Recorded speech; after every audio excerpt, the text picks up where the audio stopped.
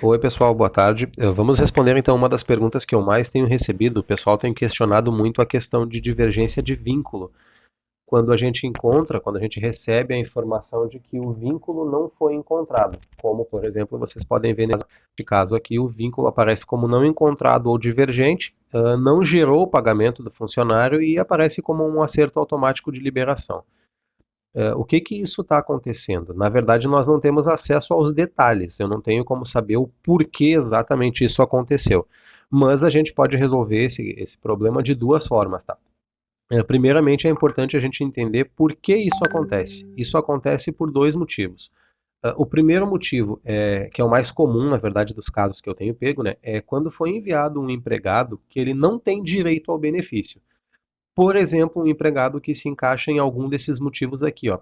Ou ele já é algum funcionário público de alguma forma, ou ele foi admitido depois do dia 1º de abril, ou ele foi admitido antes do dia 1º de abril, mas ele tem alguma divergência no E-Social, alguém que não enviou ainda, não transmitiu essa admissão, que não criou o vínculo. Se ele for um estagiário, se ele é de repente um aposentado, ou se ele tem algum tipo de benefício do INSS, auxílio-doença, alguma coisa de saúde, enfim. A gente precisa primeiro saber que, para que o vínculo exista, ele não pode ser funcionário público, a admissão dele tem que ser anterior ao dia 1º de abril, precisa estar informado pelo E-Social, então a gente pode consultar isso tudo, né? Saber se ele não é estagiário, se ele não é aposentado e se ele não tem algum vínculo. Nós pegamos alguns casos bem específicos, né, onde pessoas que têm dependente, tem um irmão que é portador de necessidade especial e é dependente e essa pessoa recebe pelo irmão, então acabou barrando essa pessoa. Ou a pessoa que cuida da mãe recebe uma pensão do pai, coisas com algum tipo de benefício que podem também gerar algum tipo de barrar de alguma forma esses pagamentos. Aí depende do caso, tem que dar uma estudada ali, porque alguns casos o correto é não receber mesmo, mas a maioria dos casos o correto é receber. Só que precisa dar uma informada, tem que corrigir alguns dados nesse cadastro, né?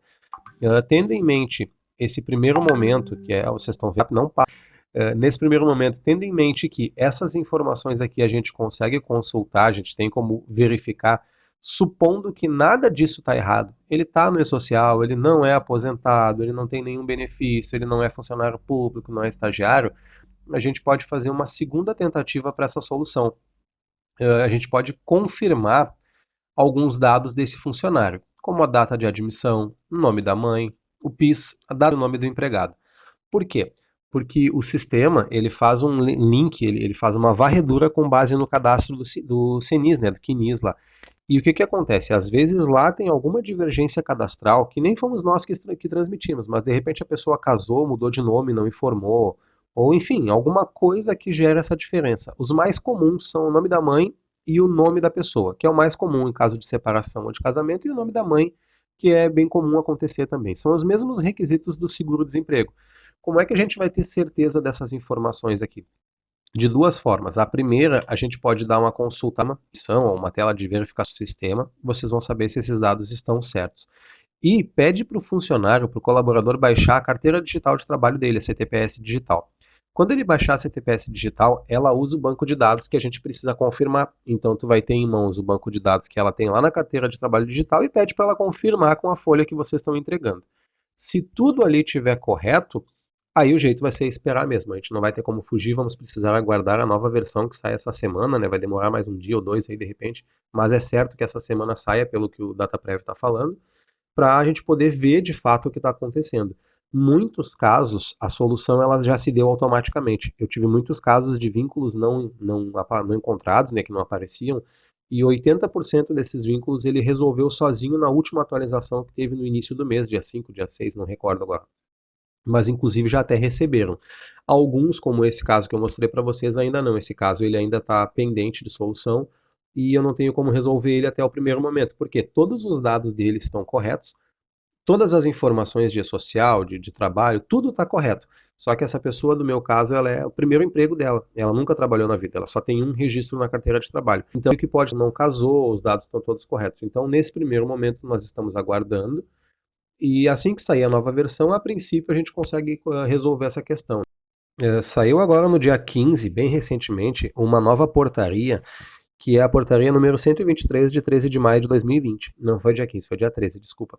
Essa portaria ela prevê algumas atualizações de vínculo. Então, o pessoal que tem a carteira de trabalho digital já saiu do emprego anterior e ali aparece ainda como vínculo ativo ou alguma coisa desse tipo, tem como ligar agora direto para o número 136 e fazer a atualização desses vínculos por lá. Consegue informar o desligamento, a admissão, qualquer coisa que não tenha batido certo no e-social ou que seja de períodos anteriores ao e-social que possam estar gerando problema. Então eu vou deixar aqui embaixo no link da descrição. E a 123 para vocês darem uma lida, ela tem algumas informações que são bem úteis nesse primeiro momento. Vou deixar aqui embaixo também esse link aqui, ó. Esse link ele foi uma live que foi feita pelo Conselho Federal de Contabilidade, com a participação de grandes nomes aí do trabalho, da área da fiscalização, Ministério do Trabalho, de todos esses grupos, e eles deram muitas orientações e responderam muitas dúvidas que nós temos abordado bastante aqui no canal também. Entre elas, eles falaram sobre um assunto muito importante que é a questão de punição. Foi informado ali que nesse primeiro momento não vai haver punição, sanção, multa, não vai acontecer nada para as empresas que desrespeitarem os prazos nessa primeira entrega. Como vocês podem ver, por exemplo, aqui, ó, esse meu caso, eu fiz essa inclusão no dia 9 de maio. 9 de maio. E essa inclusão não foi feita no dia 9 de maio. Eu tenho um recibinho dela, que eu imprimi essa tela aqui, né? Onde foi feito no dia 15 de abril e nós transmitimos no dia 20 de abril. Então eu transmiti no dia 20 para no dia 9 ele dar essa informação e ele me liberar essa informação de erro no dia 13. Vocês podem ver aqui, ó, foi transmitido o acordo no dia 15, eu fiz o pedido no sistema no dia 20 e foi processado no dia 6 com atualização no dia 9. Como me liberou no dia 13 e nós sabemos que a gente tem só 5 dias para fazer essa correção, teoricamente hoje no dia 18 já é o meu último dia para essa correção. Só que eu não tenho como fazer a correção, o sistema não me disponibiliza a forma para fazer essa correção. Então, nesse linkzinho do vídeo que eu vou deixar aqui para vocês, os grandes nomes aí que representam a nossa área contábil, eles falam que não vai haver punição, justamente por quê? Porque é um erro que nós não temos como resolver. Não depende de nós para poder ter essa solução. Então, pessoal, nesse primeiro momento é isso. Não vamos nos preocupar, não vamos ficar em desespero, não vamos nos apavorar. Longe disso, evitem essa preocupação, porque o sistema precisa ser atualizado. A gente precisa ter à disposição retificação, nós precisamos ter à disposição suspensão, cancelamento do pedido. E não depende de nós, né? Depende do governo. O cliente vai ter que ter um pouquinho de paciência. Nós também vamos ter que tomar um pouco de cuidado, evitar alguns erros que a gente pode cometer por descuido, porque está demorando bastante o processo. E infelizmente muita gente vai acabar recebendo num segundo momento, né?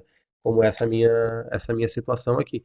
Era para essa situação receber no dia 20 do 5, certamente essa pessoa não vai receber dia 20 do 5, porque o processamento passado, que começou dia 20 do 4, dia 20 do 5 e até o dia 20 de geração nas próximas 48 horas, eu não vou conseguir retificar isso em tempo hábil para entrar o pagamento mais rápido para ela. Então corre o risco de atrasar durante um bom período de tempo ainda o pagamento dela, mas infelizmente não é responsabilidade da empresa, não é responsabilidade do departamento pessoal, dos recursos humanos. Vamos manter a calma, vamos segurar um pouquinho para a gente poder resolver.